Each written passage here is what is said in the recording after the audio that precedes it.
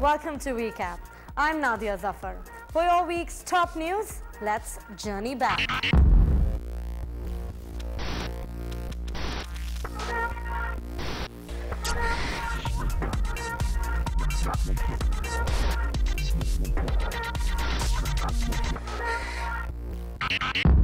The week started with a furore on the safety of Pakistan's nuclear weapons. An article in the New Yorker started it, followed by vehement statements and rejections, and the tabling of the Nuclear Command and Control Bill in the National Assembly ended it. But is it really over? An anxiety about the security of Pakistani nukes has been particularly intense in the United States. The American media is even talking about the need to explore military option to secure Pakistan's nuclear weapons. Is there a real threat, or is it simply a case of Western media hype?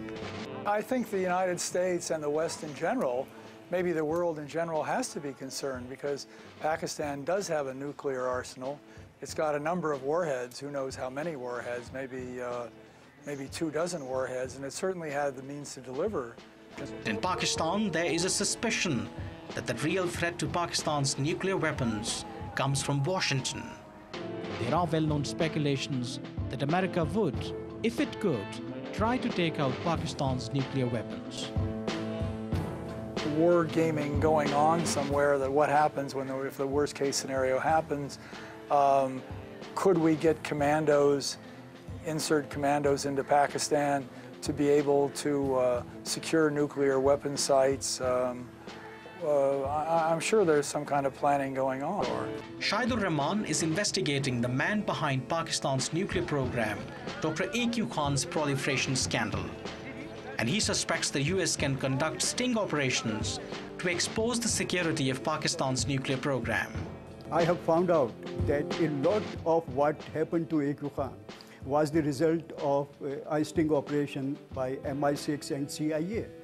Many people who were a member of A.Q. Khan's network have been found to be working for CIA. But Brigadier Naeem Salek is confident of Pakistan's nuclear security. Nobody is physically capable of destroying Pakistan's nuclear capability now. Those days of 80s are gone.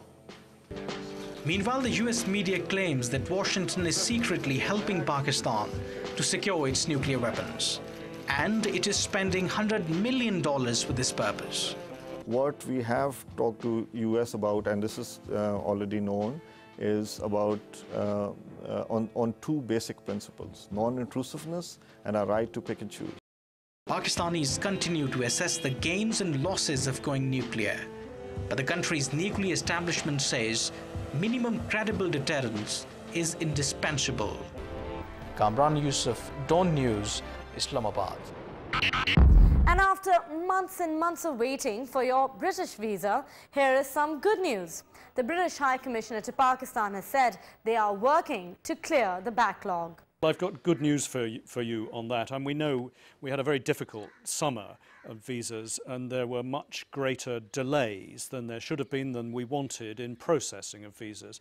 But I'm happy to tell you that we've brought in extra staff and that already most of the backlog has been dealt with, that processing times in future will be according to the worldwide standard, which is 15 working days. UC Nazim Abdul Malik was actively leading a local lashkar against militants in the Matni area of Peshawar. On Sunday, his efforts came to an abrupt end when a suicide attacker made him his target. 12 others were also killed. Mumtaz Bangash speaks to a lashkar man who is now without the leader. ये पेशावर का मुफाहती इलाका है जो 3-4 FR के साथ लगा हुआ है। यहाँ पे आजकल ये वज़ीरिस्तान के बाद सबसे डेंजर एरिया है। बार बार हमने कह भी दिया है कि यार यहाँ पे तकरीबन 1400-1500 के लगभग टेररिस्ट मौजूद हैं इलाके में। हमने अपना लश्कर, कौमी लश्कर बनाया हुआ है। उसके दम पे हम यहाँ पे गश्त भी कर रहे हैं। लोगों को हमारी कोशिश होती है कि इस लोगों को तहफ़्फ़ुज़ फराहम करें, लेकिन हुकूमत हमारी कोई सपोर्ट नहीं करता। And some good news for Pakistan hockey at last, as the Green Shirts won the qualifying event in France to grab their place in the World Cup.